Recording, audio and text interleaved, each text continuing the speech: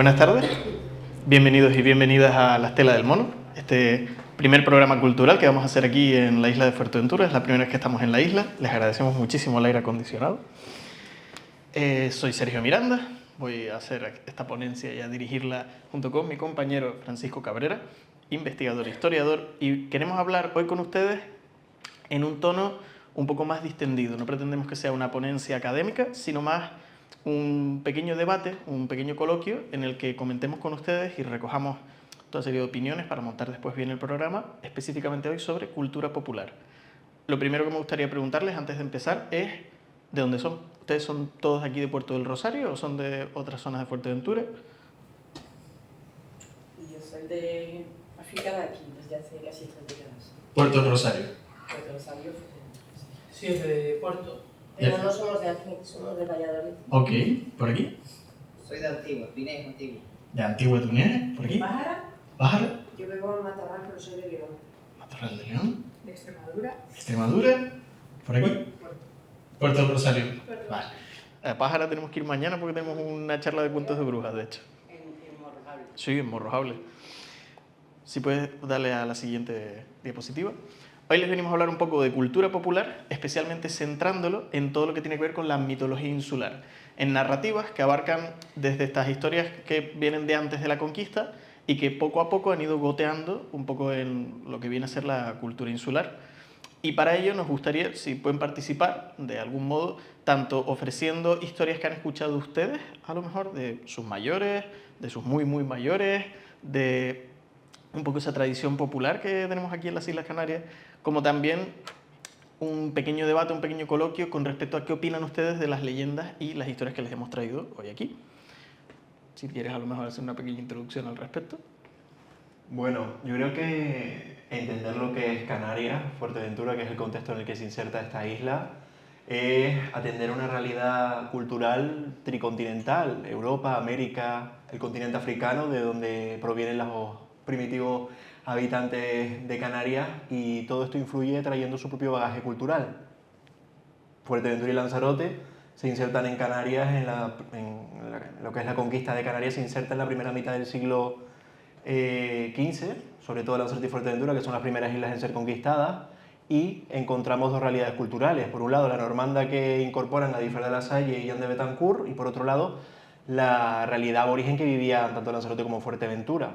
Por tanto, cuando estos conquistadores llegan al caso de Fuerteventura, van viendo la realidad o las historias que se iban narrando en estos dos contextos y desarrollan la obra primitiva, que es la conquista de las islas del señorío, que es Le Canarien, y ahí se incorporan, por un lado, la interpretación que hacen los europeos de estas poblaciones y también esas historias que recogen con tradición oral.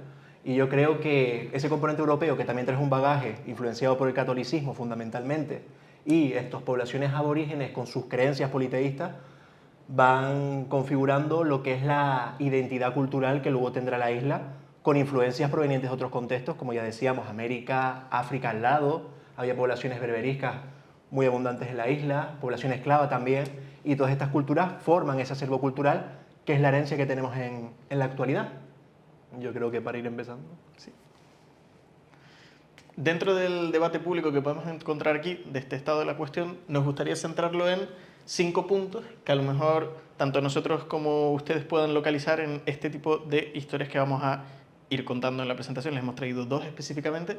El primero son las festividades. Esto no solo ocurre, lo digo también porque tenemos gente que no solo viene del contexto de Canarias, sino también de la península, porque se puede encontrar también en la península toda una serie de festividades que provienen de tiempos incluso precristianos, de festividades que pueden datar desde las propias hogueras de San Juan, con los festivales de Beltane, con los festivales de todo ese acervo celtíbero que tiene la península ibérica. Aquí lo encontramos dentro del mundo de los aborígenes. Ese mundo de los aborígenes es un mundo que ve su realidad completa y absolutamente alterada por la conquista, pero los propios conquistadores tienen que ver cómo esa realidad la pueden ir alterando poco a poco sin alterarla demasiado, porque cuando la alteras demasiado lo que estás haciendo es desacerbar a la población de la única cultura que conoce. Entonces, en muchas de las festividades tenemos leyendas comunes que fortalecen celebraciones de cultura regional. Esto es, si en X días que consideraban especiales los aborígenes, por ejemplo, ciertos equinoccios, ciertos cambios de estaciones,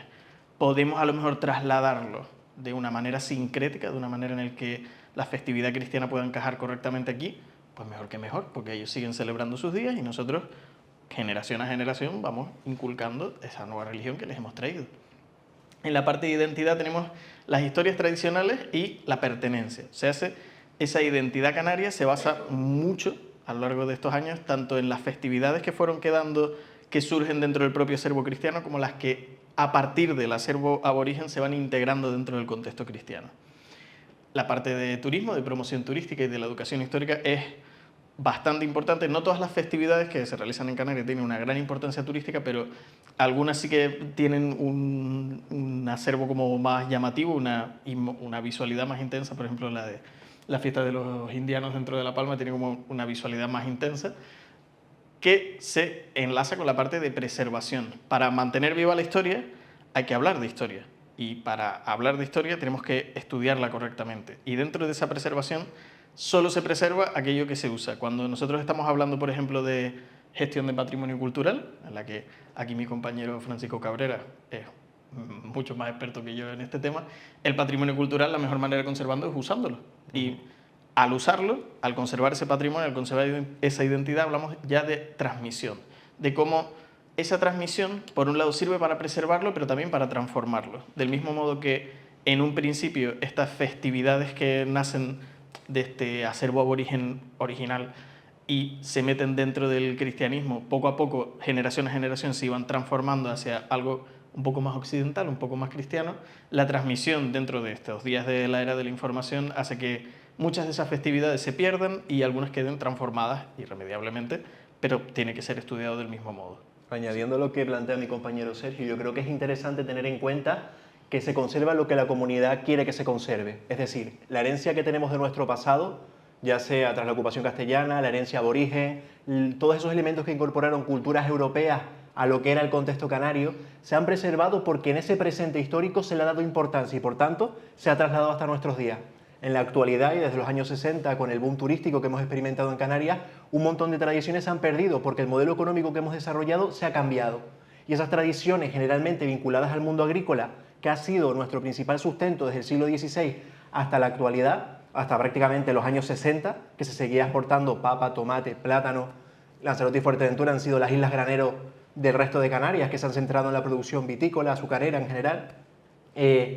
Eso ha provocado, ese desarrollo agrícola ha provocado que esas tradiciones sigan permeando en el territorio. Pero a raíz del boom turístico, la población abandonó el campo porque el turismo era mucho más rico y ha provocado que un sinfín de tradiciones en toda la geografía canaria se hayan perdido y no hayan llegado hasta la actualidad.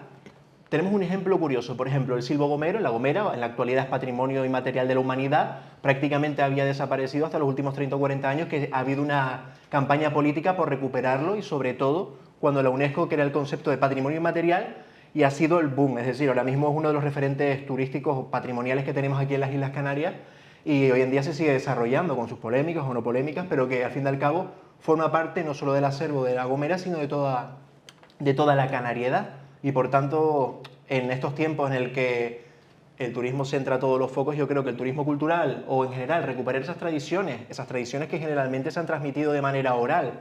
Estamos perdiendo en las últimas generaciones, hay una especie de nexo que se ha roto, fruto de ese desarrollo económico que les planteaba, y que ha provocado que mucha transmisión oral que tenemos de nuestros antepasados se haya cortado. Yo por transmisión oral, hablando con personas mayores, haciendo investigaciones de campo, he llegado a reconstruir hechos históricos que surgieron o se dieron en 1850. Y la persona que me cuenta este relato es capaz de contármelo tal cual sucedió y yo tengo registrado en la fuente documental.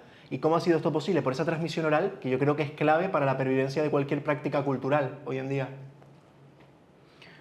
Sí, sobre todo a la población que ha pasado aquí, a lo mejor la mayor parte de su vida, que tiene padres aquí, que tiene abuelos aquí, ¿qué tipo de historias o qué tipo de festividades se les pueden a lo mejor venir a la cabeza que tengan que ver a lo mejor específicamente con Fuerteventura? ¿Se les ocurre alguno o tienen alguna familiar? Pues es una pregunta que solemos hacer dentro del programa y algunas se enlazan con otras que encontramos en otras islas.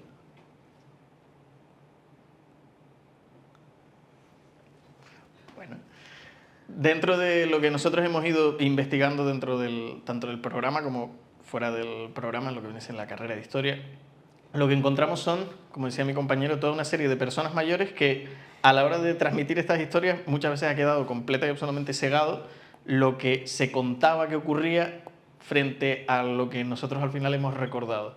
Ha habido esfuerzos al respecto, por ejemplo, el Cabildo de Fuerteventura ha intentado recopilar todo lo que tiene que ver con los cuentos de mitología popular que tuvieran que ver con hechiceras, que tuvieran que ver con brujas, que tuvieran que ver con esas mujeres sabias que después se ven transformadas poco a poco por ese sincretismo cultural. Tenemos la figura de las santiguadoras, que la encuentras en prácticamente casi todas las islas, que son esas mujeres que utilizan ese conocimiento ancestral que les viene de lejos para, mezclándolo con el conocimiento cristiano, hacer el santiguado, que se va desde hacerle rezos, hacerle llantos a un bebé que a lo mejor no para de quejarse porque le duele algo o porque no sabe muy bien qué es lo que está ocurriendo, hasta quitar el mal de ojo, hasta bendecir las cosechas.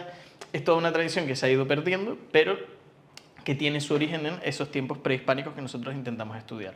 Dentro de las historias que podemos encontrar, tenemos una de ellas, la leyenda de Laurinaga. No sé si alguno conoce la leyenda de Laurinaga, pero es uno de los, vamos a decir, incluso mitos fundacionales que podemos encontrar dentro de Fuerteventura, porque se trata de una leyenda en la que uno de los nobles más poderosos de la isla, el señor Don Pedro Fernández de Saavedra, en un arrebato de ira, mientras está paseando por sus tierras, encuentra un labriego que le falta el respeto.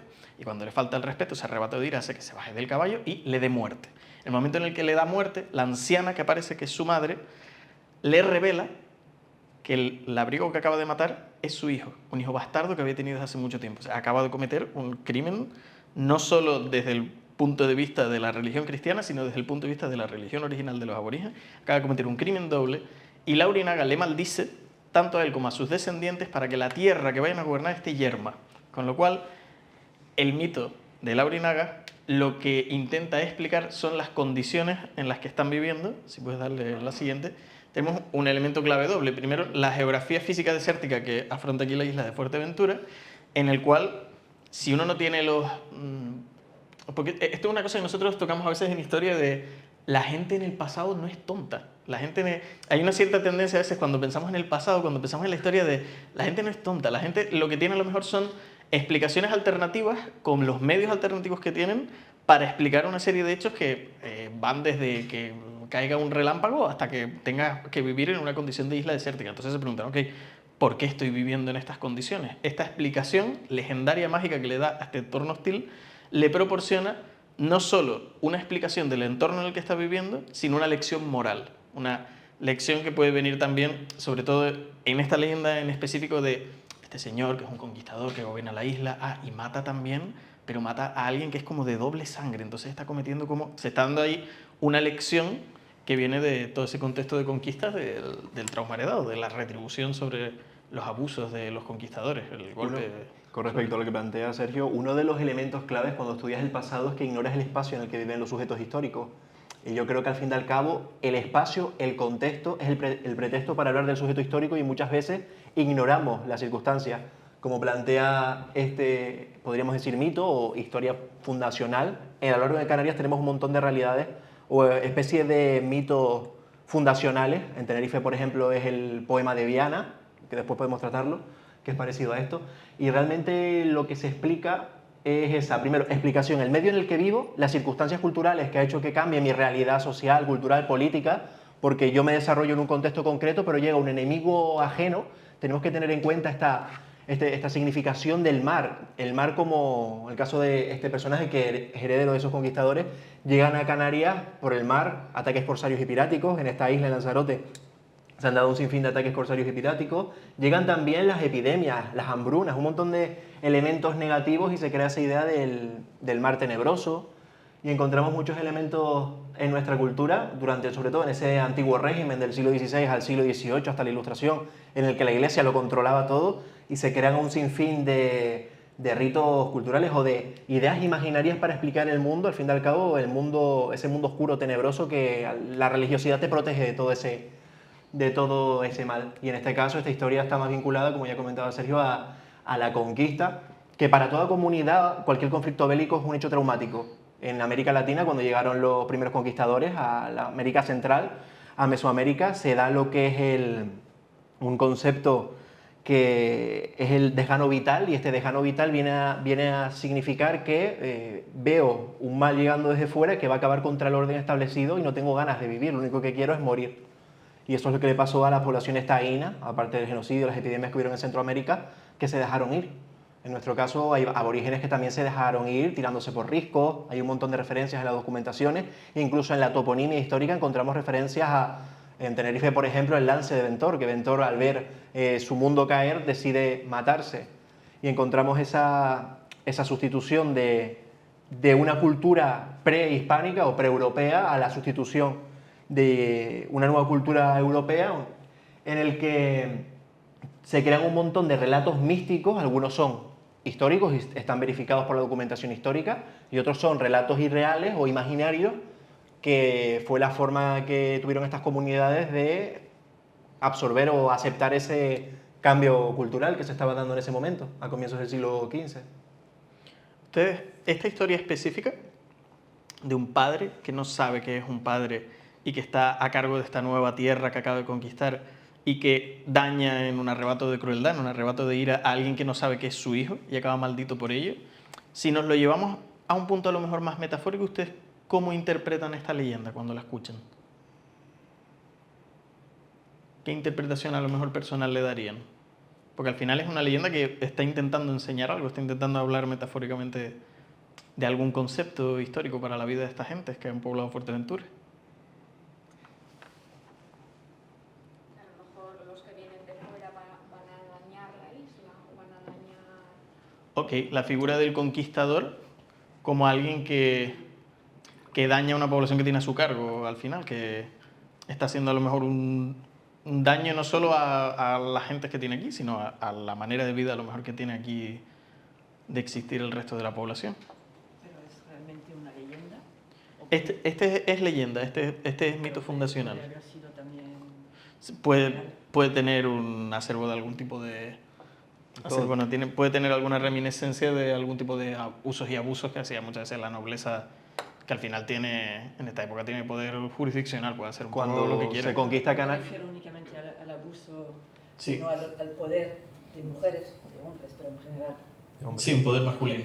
El poder de mujeres y de ser, nominaban antes las brujas, pero no son brujas, tienen un don. poder Sí. específico, yo no sé, porque me acuerdo de una región ahí en Francia donde las hay también, o las había.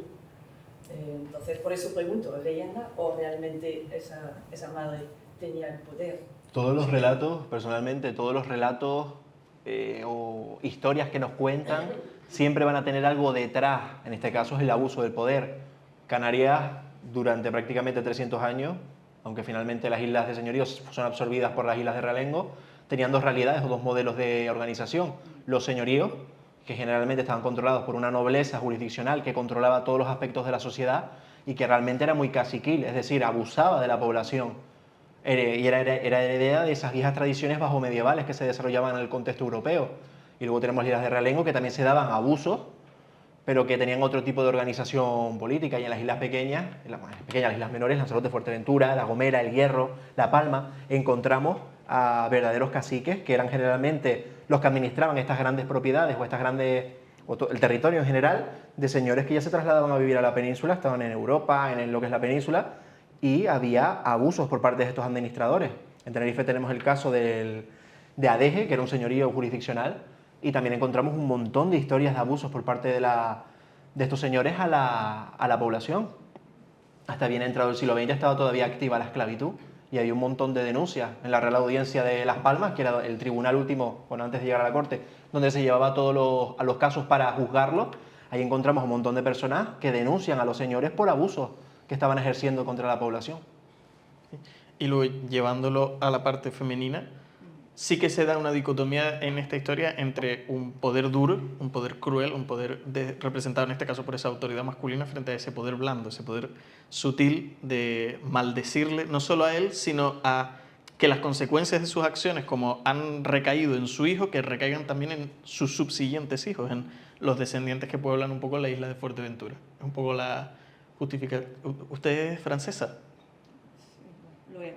Ahora ya soy más de edad. Es que los primeros conquistadores que llegan aquí Sí. vienen, son... Por eso no me normandos de la Lanzarote. Bien con ellos, ¿no? Pero es curioso esa dualidad, como plantea Sergio, de lo femenino y lo masculino que va a estar presente en el desarrollo cultural, cualquier de toda comunidad. Siempre la brujería la asocian al lado femenino, es decir, al tema de las curanderas, al fin y al cabo, que encontramos la dicotomía de bruja blanca, bruja negra, y en el Tribunal de la Inquisición, que también está en Las Palmas, ellos lo tienen todo, pues ahí también encontramos documentación de juicios a brujas, y es muy interesante ver esa interpretación.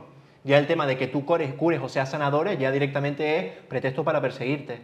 Y hay un sinfín de legajos, de documentación en que encontramos un montón de casos que son muy interesantes a analizar y que se han trabajado por un sinfín de investigadores. Es que el desconocido da mucho miedo.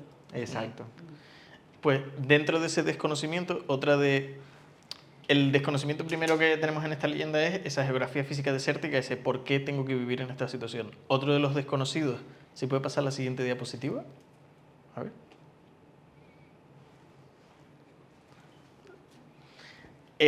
Otra de las leyendas que tenemos es la luz de Mafasca. ¿Alguna de estas dos leyendas de la Urinaga o la luz de Mafasca la habían escuchado antes?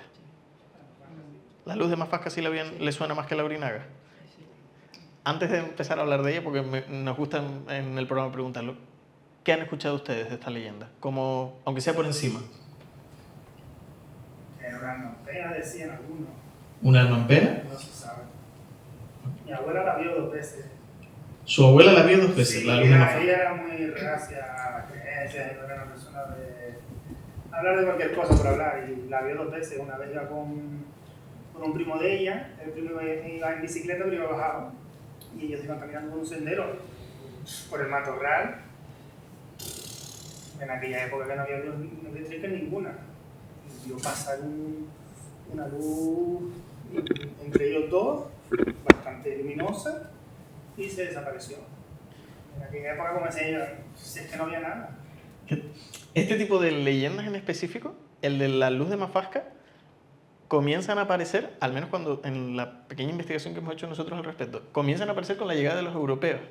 Y se encuentra en muchos contextos europeos el estar solo en un camino y ver como esos fuegos fatuos, esa luz inexplicable que está en los caminos o que está en los bosques o que intenta atraer a los caminantes.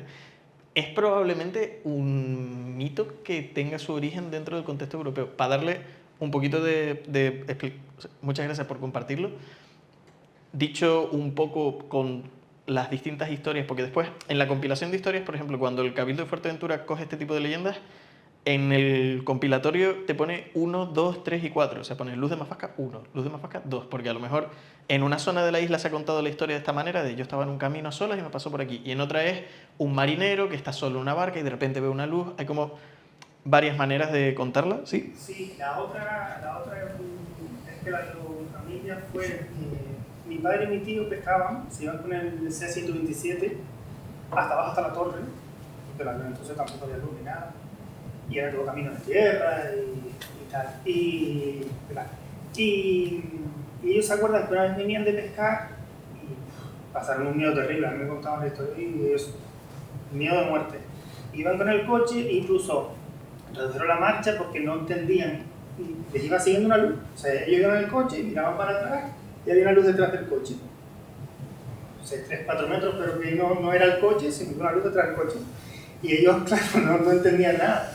De una primera ya no estaba la luz, pero se llegaron a casa vueltos, vamos, locos de miedo, porque no entendían cómo la luz iba siguiendo un camino que no había nada. Y eran varios, ¿sabes? Que no es que dijeras tú, bueno, uno que era raro.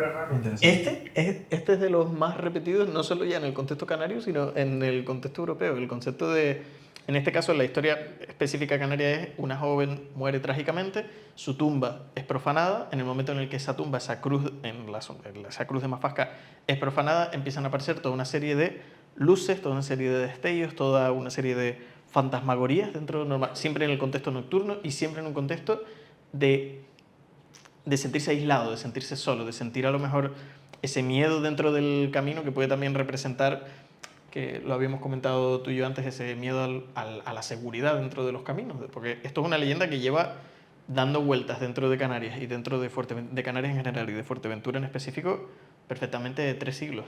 Hay una cosa curiosa, al fin y al cabo, que lo volvemos a vincular a la influencia del cristianismo en la cultura europea, vamos a decirlo así, que es el tema de los caminos, estos caminos reales, el tema de las cruces que marcan el camino, que al mismo tiempo lo protegen, o el tema de hacer algún humilladero, o incluso dar licencia para poder construir una ermita, para que cuando tú llegues a esa ermita, en cierta medida estés protegido. Y vemos otra vez la dicotomía de esa iglesia que protege al caminante, al peregrino, que se mueve de un territorio a otro. Tenemos a tener la conciencia de que pensábamos que durante el siglo XIX, siglo XVIII, siglo XVII y hacia atrás, la población no se movía en el territorio, estaba constantemente moviéndose no solo a nivel de islas, sino también entre otras islas, las conexiones fundamentalmente por el comercio que había entre ellas y también en el territorio en busca de moverse por la mejora de sus condiciones en las que se vivían en el lugar de origen.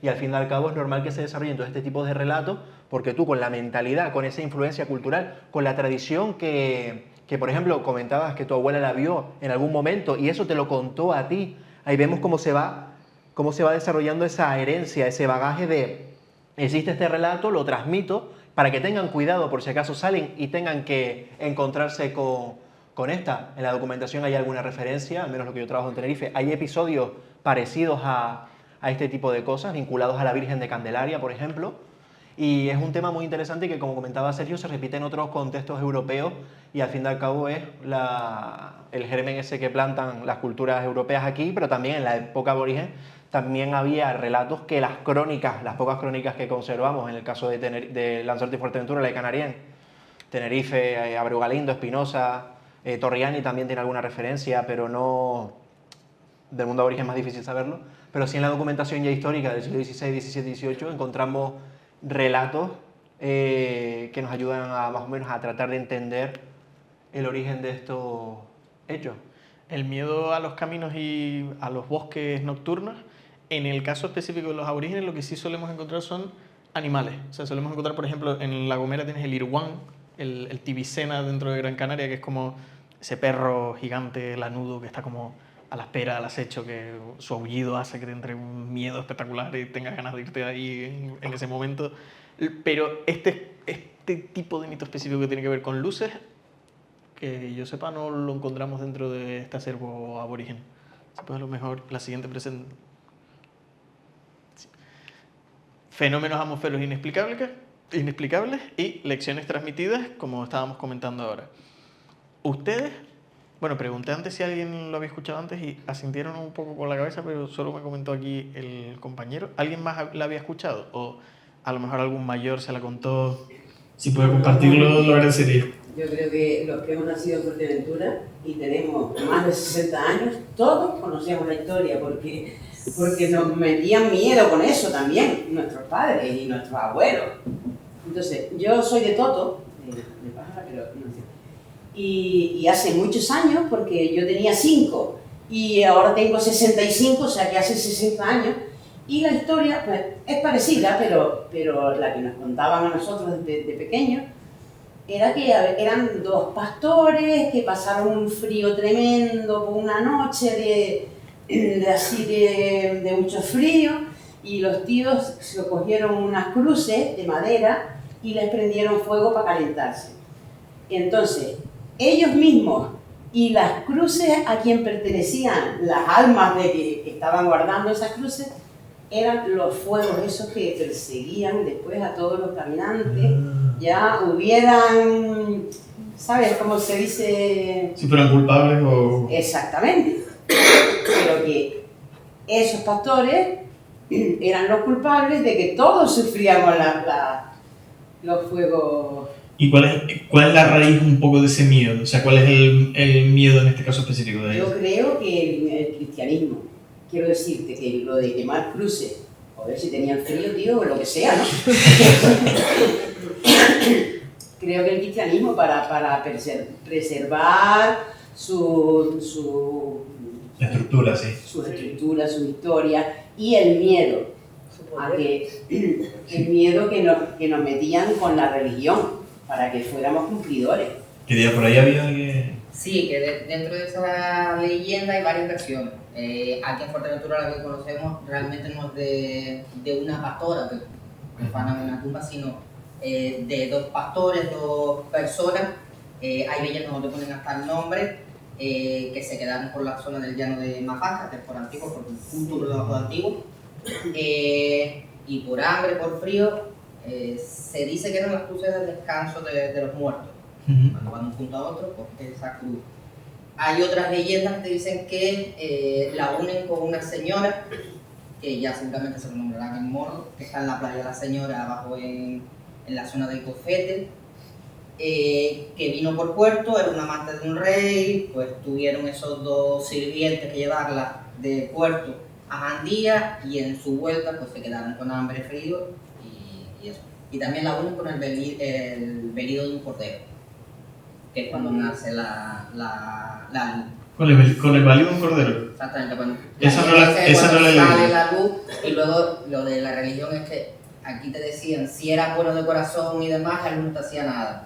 Si tenías pecado, pues ibas con ella. Si la veías, que rezaras un Padre Nuestro, una Ave María. Y de esas leyendas te encuentras gente mayor que te las van a contar sí o sí. La misma leyenda te suele variar poco. Aquí por Fuerteventura Sí. suele ser muy igual, tanto el norte como el sur.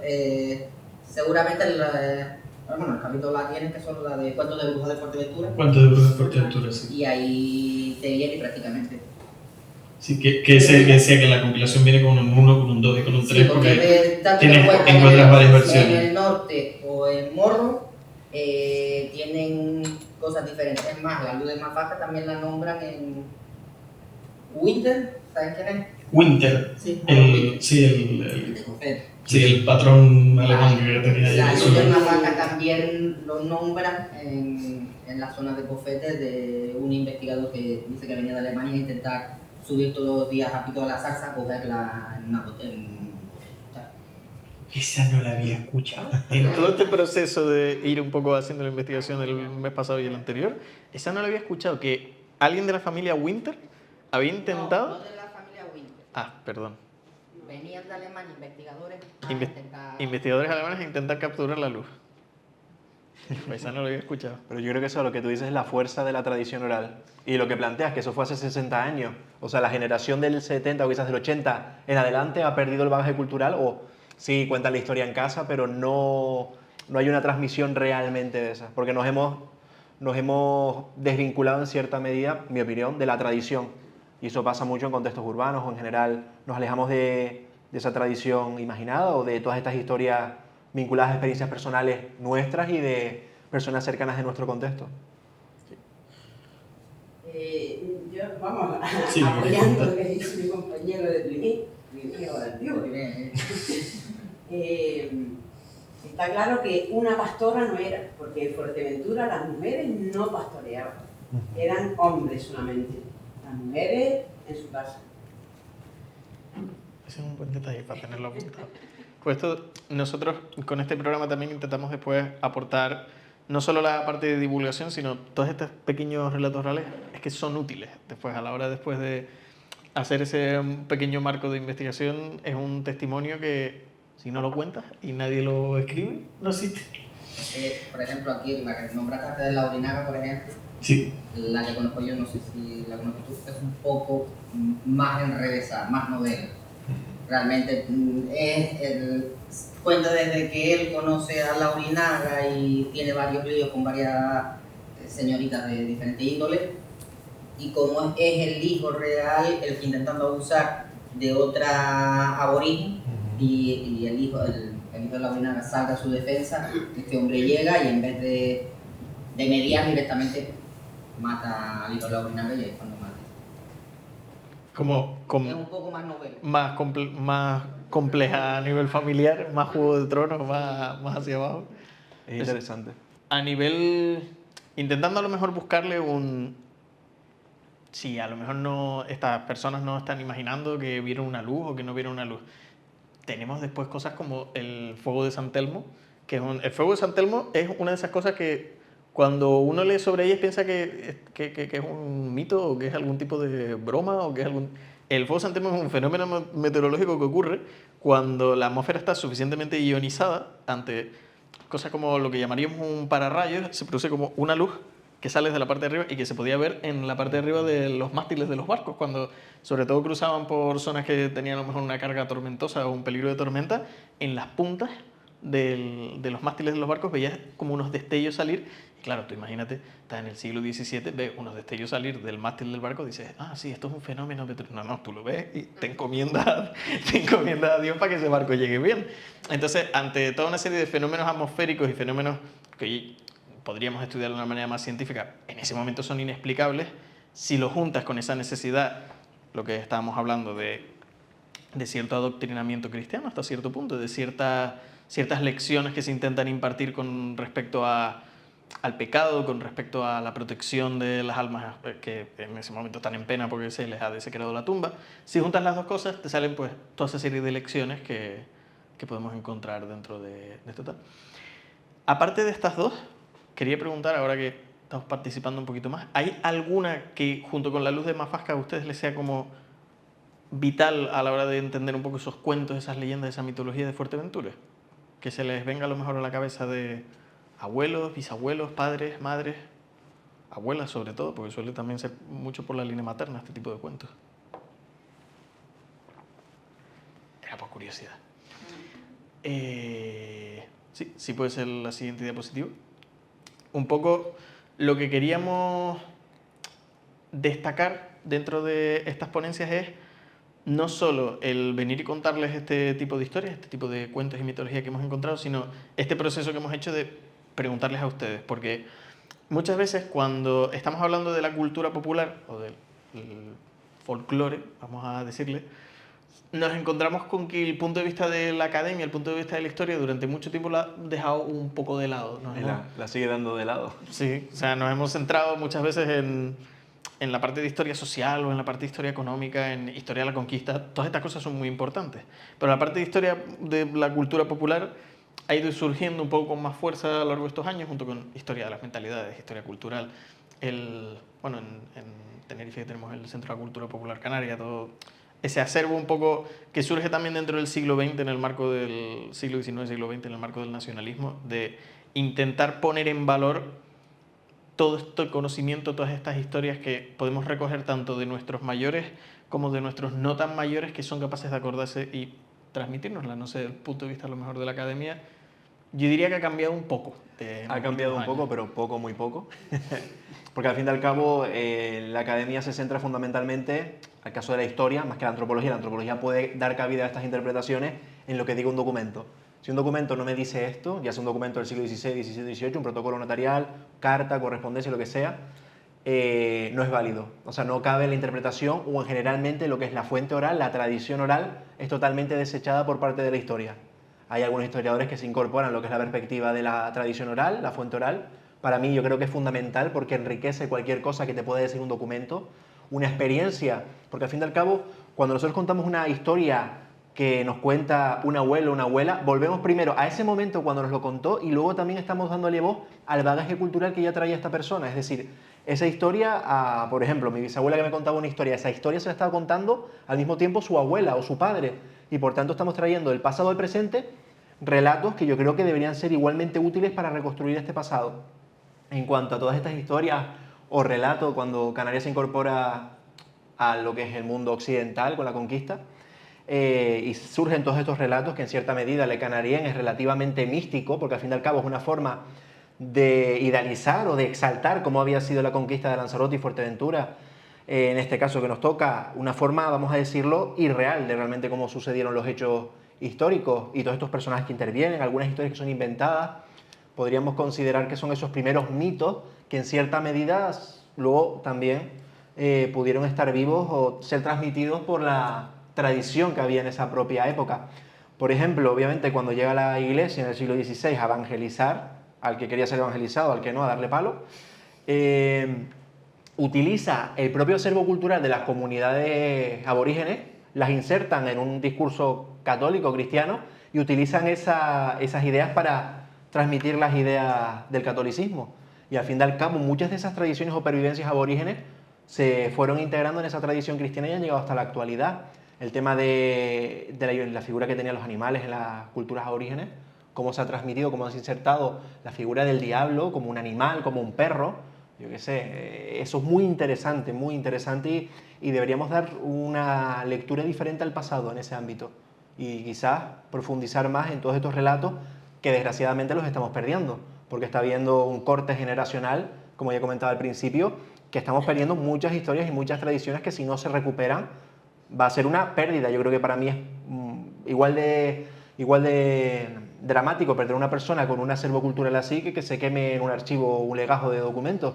Incluso es peor perder a una persona, porque todo ese bagaje de abuelos, padres, bisabuelos, tatarabuelos se pierde y no lo vamos a volver a recuperar. Sí, podemos volver un poco unas cuantas hacia atrás, que teníamos como 5 puntos aquí en pantalla. Esta de aquí. La siguiente, esta de aquí. Habiendo hecho esta pequeña puesta en común de estas dos historias que hemos traído, para finalizar un poco la presentación de una manera un poquito más dinámica, con estas dos historias recorrer estos puntos que estábamos hablando antes. A nivel de festividad no tanto, pero identidad sí. A nivel de identidad, ustedes dirían, yo creo que específicamente el de La Luz de Mafasca veo que sí que es como un sentido de cierta pertenencia cultural de lo que es de Fuerteventura, rollo de, esta es una historia que me ha contado mi abuelo, pero resulta que tu abuelo, que vives en el sur, te contó exactamente la misma historia. Desde el momento en el que suena, es como una pequeña campana que te indica que esta persona sabe de lo que está hablando, esta persona sabe de estas historias que me estaban contando mis abuelos. Forma parte un poco, dirían ustedes, de la identidad de Fuerteventura. Lo marcarían a lo mejor como uno de esas historias que estábamos buscando un poquito nosotros. Por eso intentamos seleccionar estas dos, porque son las dos un poco que más resonaban y que más versiones tenían, y esas son las que cuando se hizo la compilación eran las que llegaban más, que al fin y al cabo nosotros venimos de Tenerife y lo que podemos encontrar al final es lo que venimos aquí a hablar con ustedes y lo que podemos encontrar en los libros. Pero como estamos diciendo, muchas de las cosas ni las encontramos a lo mejor hablando con ustedes porque se rompió esa cadena, ni las encontramos en los libros porque nadie logró transmitirlo correctamente. En la parte de turismo, a lo mejor está un poquito más complicada, porque la visión que se tiene... Esta es curiosa.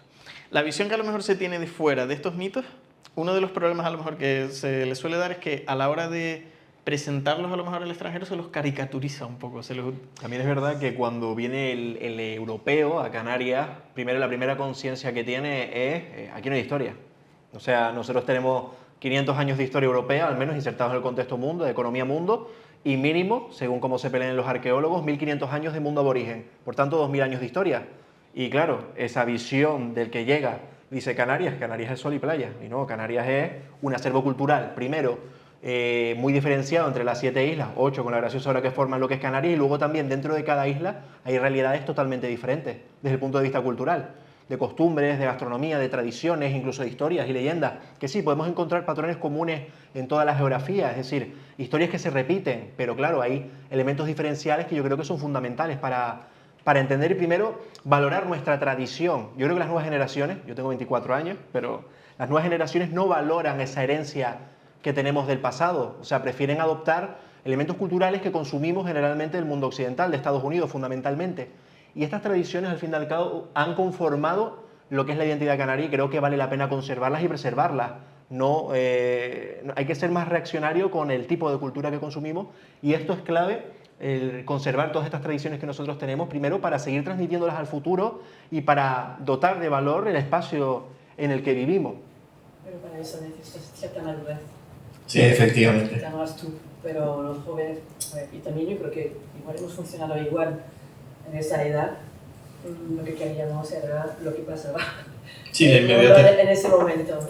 Pero luego ya da paso, y por eso yo creo que es muy importante el salto de generación de abuelo a nieto, pero aquí y en cualquier sitio. Es así Totalmente. como conservamos pues esas tradiciones o muchísimas cosas. Y en muchos sitios donde están volviendo eso. Para que justamente, y además los jóvenes, los nietos, lo piden. Igual no a gritos, pero dejan entender que es complicado ahora mismo, ¿no? Para vosotros. La única forma de el rumbo no se ve muy...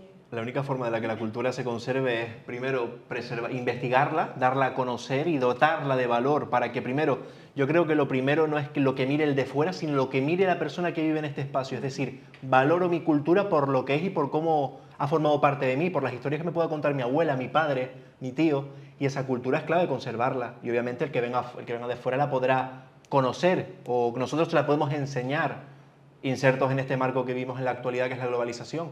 Y yo creo que es eso, o sea, tenemos que cuidar y dar a conocer nuestra cultura en primer lugar.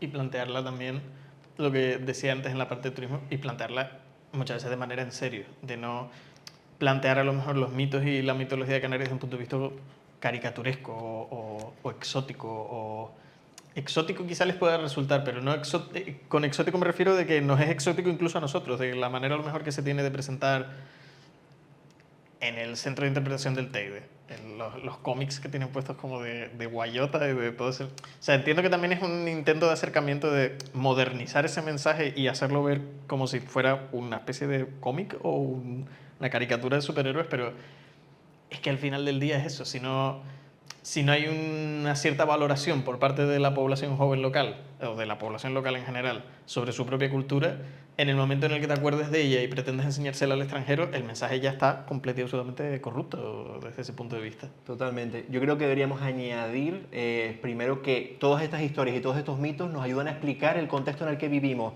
ya sea desde el punto de vista religioso, cultural, el espacio, el marco geográfico, que para mí es fundamental. Y hoy en día caemos en la rutina y en que nuestros espacios se deshumanizan. No, la cultura se pierde porque al fin y al cabo llegamos, consumimos, estamos en un contexto en el que generalmente vamos al trabajo, a casa, no somos conscientes realmente del espacio en el que vivimos. Es decir, ¿cómo era esto hace 50 años? Totalmente diferente. ¿Cómo era esto hace 150 años o 200 años? Totalmente diferente. O sea, evolucionamos, hay elementos de nuestra cultura que perviven, pero hay elementos que, como ya comentaba antes, desde los años 60, 70, con el boom del turismo, han desaparecido. Y yo creo que eso es muy, muy, muy, muy malo. Lo que era una isla que era destino de exilio, y 100 años después se convierte en un destino absoluto y completamente deseado. O sea, se convierte en un centro de potencia turística que se lo dicen a alguien hace 100 años y se quedaría a lo mejor un poco extrañado, porque la manera y la vivencia que a lo mejor tienen los europeos de lo que era Canarias, y especialmente las islas orientales, era de, esto es un páramo, esto no nos interesa realmente para mucho. Son las islas también que tuvieron menos desarrollo a nivel económico, menos desarrollo a nivel industrial, era, como bien comentaba el compañero, un granero, y pasaron en 100 años dentro de ese mismo espacio geográfico a ser considerado como algo completamente distinto. Y solo se entiende a través de esa preservación, que es la última pregunta que la dejo aquí. ¿Cómo creen ustedes que este tipo de historias, este tipo de cultura oral se puede transmitir mejor en este momento en el que a lo mejor la población joven es un poquito más reacia a que se la transmitan? Tenemos que adaptarlo y contárselo de otra manera, tenemos que convertirlo en algo curricular y contárselo en los colegios o contárselo en los institutos. Tiene que ser más un esfuerzo comunitario, un esfuerzo más de asociacionismo. ¿Ustedes cómo lo ven? ¿Cómo creen que se podrían conservar mejor estas historias? Yo creo que lo que no se muestra no se ve. Básicamente, en Estados Unidos la cultura americana, ellos mismos, vamos a ver, cualquier historia que tengan ellos, viene un productor, te hace una película. Cualquier historia que tenemos nosotros, no viene ningún productor, no hace una película. Lo veníamos hablando, justamente estábamos hablando esto de Entonces, claro, porque consumimos cultura de otros lugares porque hay productos. Hay un producto. ¿Qué cultura consume aquí? Si yo no me voy a la cueva de Galdar a ver un documental carísimo, pues no consumo el producto. Pero me tengo que ir hasta Canarias a meterme ahí en la cueva, a ver una producción mediocre y más o menos entender algo.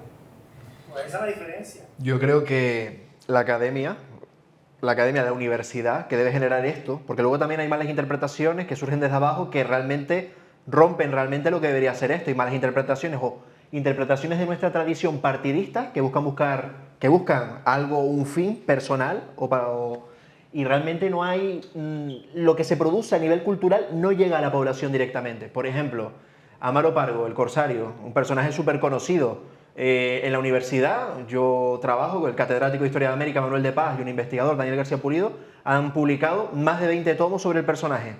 Documentación por un tubo. Posiblemente está a poco de ser el personaje español más conocido documentalmente. Eso no llega a la población.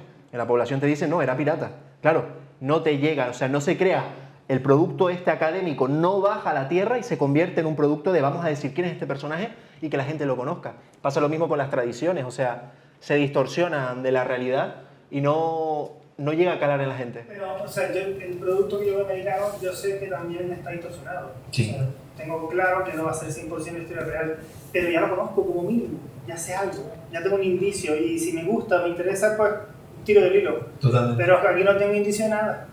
Porque desde las administraciones o desde iniciativas privadas o asociativas debería darse ese interés de tenemos esto, tenemos este bagaje, vamos a darlo a conocer.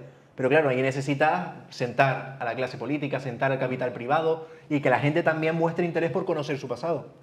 Conocemos más los western que hacen en Estados Unidos, toda esa historia de vaqueros, que nuestra propia tradición agrícola que tenemos aquí en las Islas Canarias, ¿sabes? Pero mira, por ejemplo, el chico que te tiene en Turinge, en la fiesta de San Miguel, todavía se hacen las representaciones de la guerra con los ingleses. A ver, de aquella manera, Sí. ¿pero se hace o no se hace? Sí. ¿Te dan la pista? ¿Puedes tirar el hilo? Sí. Bueno, por lo menos el pibito de 15 años que va, dice, mira, Sabe se algo. pegaron un tiro. Totalmente. Vale, ¿y qué pasó aquí? Quiero saber algo más. Totalmente. Por lo menos se lo están mostrando. Es un indicio, algo tiene. Y en el resto no. Entonces, un poco para... Pero por lo menos en primaria, secundaria no sé tanto, ¿no? Pero en primaria por lo menos te enseñan la historia, Sí, geografía sí. canaria. Sí. Entonces, bueno, los Sí, son que canarios, debería ser bien, pero los que vienen curricular, también de fuera, ya, y de chiquitines, ya se empapan de esto. Y Sí. luego, Es que debería ser curricular. Yo creo que debería ser curricular totalmente, aunque sea la parte. O sea, tenemos entonces dos ideas. La parte... En el mundo exterior, que está muy bien que conozcamos, pero es que a mí el río de Norte de Europa, hasta cierto punto, vale, pero es que... ¿Y el barranco de aquí? Entonces tema, nos centramos un poco en dos ideas. La parte de esa divulgación desde un punto de vista más curricular, a lo mejor que no tiene a lo mejor ni siquiera que estar conformado en el ADN de las asignaturas, sino simplemente buenas actividades extraescolares que te enseñen un poco historia local, puede estar perfecto. Y conformación a lo mejor de una serie de producciones de corte insular, de corte regional, que enseñen de manera audiovisual esa historia. O sea, son... Y adaptarse a las redes. ¿Qué consumen los chiquillos ahora? Redes sociales por tú. ¿Dónde es más fácil se lo puedes poner en bandeja? Si yo estoy en TikTok, ejemplo básico, y veo un vídeo de cultura de un tío que se dio de hostias en el sur, hostia, pues, ¿qué pasó aquí? ¿Me entiendes? ¿Qué pasó aquí? Pero si eso no llega de ninguna manera, ¿sabes qué? Ser didáctico, dinámico, llegar, adaptarse a las nuevas tecnologías, porque nosotros estamos aquí, mira dónde estamos nosotros, en una sala, Sí. en el último rincón del edificio, 4 pelagatos. Aquí tienes el ejemplo. pero los hay, los cuatro Pero somos 4. Haylos. 2 gaviotas no se pegaron. ¿Me entiendes? Pero Entonces, por ahí empieza. ahí está, claro, por eso te digo que yo creo que se tiene que adaptar más Y luego yo y creo buscar la que manera. el orgullo de pertenecer Sí, a claro. esas islas, eso se tiene que desarrollar. Y lo hay, entre la gente joven también lo hay, ese Sí, orgullo. sí, Lo que sí, pasa es que, pero- claro, no tienen un conocimiento tampoco real de dónde están. Claro, pero el canario siempre ha generado a lo largo de su historia ese complejo con lo que hay fuera. Hemos sido centro de la economía mundo durante 300 años. Pero eso se está terminando ahora. No sé. Sí, el orgullo canario ha subido lo que no está escrito. Y con el tema de la globalización en las redes sociales. Porque ahora te permite comparar con lo que hay fuera. Más que Y valoras lo que hay dentro. Y ahora dices, pero si yo aquí estoy, vamos, esta es la bomba, al lado de lo que hay fuera. Y ahora Pues esa bomba Creo que no está relacionado con el patrimonio. O sea, ahora mismo hay un Correcto. orgullo de soy Sí, canario. orgullo a nivel social, sí, Claro, a nivel y social. voy a decir soy canario donde esté, pero eso no implica la recuperación Claro, del patrimonio. falta ese conocimiento. ¿no? Pero Iba a nombrar exactamente eso, de ese acervo, estoy con la palabra acervo que no puedo con ella, ese impulso a lo mejor de orgullo sobre la parte canaria muchas veces está centrado en cosas que no son patrimonio, sino que son marcas. O sea, de identificar como identidad canario, como orgullo canario, Clipper o Plátano de Canarias. o plátano de Canarias o el de Timango Piña. Dicen, no, Pero eso mira, no. ahí te doy un ejemplo. ¿Por qué te identificas con un clip o con el plátano de Canarias? Porque es lo que ves todos los días. Porque es lo que ves. Es lo que Como ves todos los decía días. antes, Es lo que puedes si reivindicar. lo veo y lo conozco y me lo hace ver, yo lo consumo y yo puedo ser Sí. orgulloso de esa otra parte, que es lo que te digo, al Lo final no incorporo. se llega. Lo incorporas a tu sistema de valores. Claro. Pero yo creo que eso es clave, o sea, siempre... Por ejemplo, la fiesta de la rama, Sí, que está tan de moda, tan icónica y demás. Ahí tienes un ejemplo, es una fiesta que lleva muchos años y que se ha vuelto un icono. Ahora mismo es popular esa fiesta. total. Pues es un ejemplo, o sea, es algo que está ahí, es una tradición que Total. sí, entre la gente de Gran Canaria estuvo en su día, pero ahora es un boom. Inicia- A nivel turístico. Iniciativas sociales, las asociaciones, para mí en una sociedad las asociaciones y los colectivos son fundamentales para recuperar lo que es la tradición, el patrimonio. Es decir, tú haces un trabajo de campo, hablando con la gente, recuperando tradiciones, que eso a nivel poder político no se hace. Es decir, tú necesitas que la gente se sienta partícipe de todos estos procesos y recuperarlos y ponerlos en valor. Y ya después vendrá la pelea a nivel institucional para conseguir fondos para poder seguir desarrollándolo. Pero todo empieza desde abajo, de concienciar a la población. Fuerteventura se hace mucho. Creo que Sí. sería Muy encima implantar, del patrimonio. sería implantar aquí un modelo de la canaridad que coja más arraigo, más fuerza, ¿no? Pero es muy difícil porque el poder económico en Fuerteventura es fundamentalmente el turismo. Si era una isla, como tú decías antes, que era donde se desociaba la gente, los que hemos venido no hemos, aunque algún canario, pues, yo creo que los que más han venido han sido italianos, peninsulares, Sí. eso. Pues ese arraigo se ha ido perdiendo, pero en islas como La Gomera sí que está ese arraigo, lo que pasa es que ese arraigo Que tiene un fuerte trabajo de tiene asociación. pros y contras, porque también es un poco de rechazo, quieren al turista un día aquí, vete. El No turismo- quieren que la gente se instale ahí también. Mira, O a lo sea, largo- que, bueno, es un poco una cosa u otra. A lo largo de nuestra historia hemos tenido siempre un cultivo que nos ha dado de comer. El azúcar, el vino, la horchilla, la barrilla, ahora el turista. No, Obviamente es nuestro el motor económico, si tú ves el PIB de Canarias, el turismo. Pero claro, tenemos una realidad, obviamente, que ahora estamos viendo en los medios, y nuestra cultura se puede poner ahí como contrapeso. Es decir, hay un rechazo, obviamente, pero también podemos utilizar nuestra cultura como un medio de subsistencia. Es Sí, decir, no, si yo digo por el poder económico que hay en Fuerteventura, que, Sí. que no creo que le interese económicamente que sea así, como en La Gomera es al contrario. pero con iniciativas pequeñas todo se puede. O sea, no es necesario hacer grandes Tenemos cosas. que fomentarlo es bueno, vamos, que no Sí, exacto. estoy en contra, pero No- creo no que- se le dobla que la mano, no puede sí. definir por el sentido ese de cómo del espíritu de la isla. Sí, pues la última de todas. Simplemente para hacer el key final. Así es. Muchísimas gracias por venir, muchísimas gracias por participar en este programa de La Estela del Mono. Me ha gustado mucho no solo exponerlo, sino poder, lo que decía al principio, que no fuera solo una ponencia que hiciéramos mi compañero Francisco y yo aquí y ustedes escucharan, sino que también pudieran compartirlo con nosotros. Espero que les haya gustado lo mismo y que si volvemos a hacer programas, cuando volvamos a hacer programas aquí en Fuerteventura, cuenten con nosotros de nuevo. Muchísimas gracias.